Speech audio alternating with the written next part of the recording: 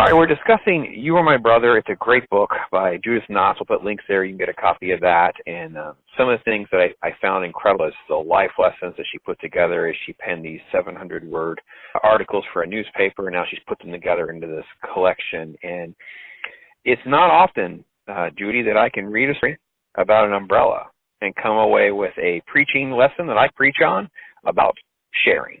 So let's talk a little bit about Coach Silva and what that was like, and then just almost like a bomb goes off about sharing. I thought that was just, I stopped and went back and read part of it again.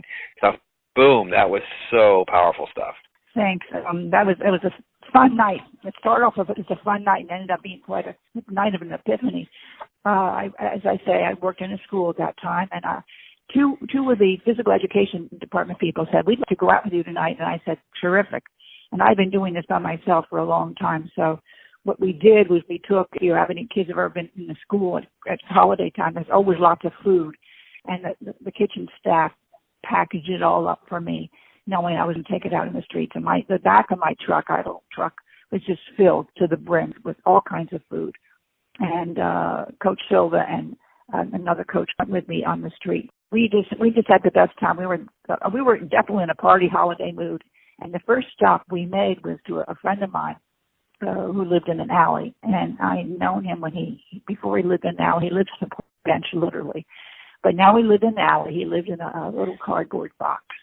And he had a wheelchair that he used as his closet where he stacked his clothes. And I knew what he wanted for Christmas. And it was just such a simple, sweet thing. He wanted an umbrella because he figured an umbrella would keep him dry.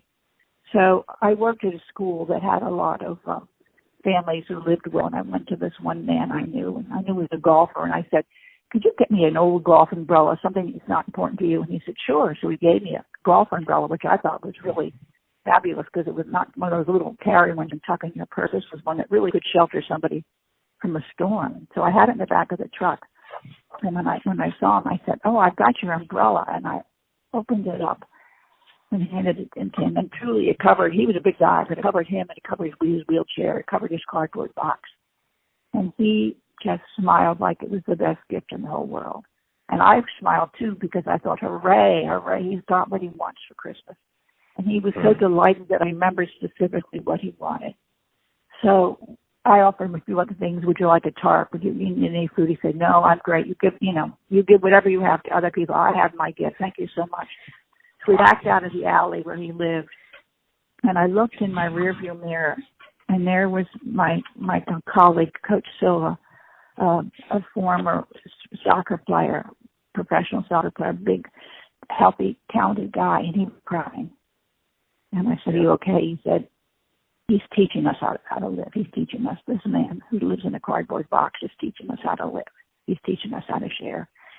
And that was a tremendous gift for me because I realized I've been doing this so long. I almost had become a little callous, a little bit like, let's just get the job done. I know what this guy wants for Christmas. Let's get out there on time. That's what happens to you when you're in school, isn't it?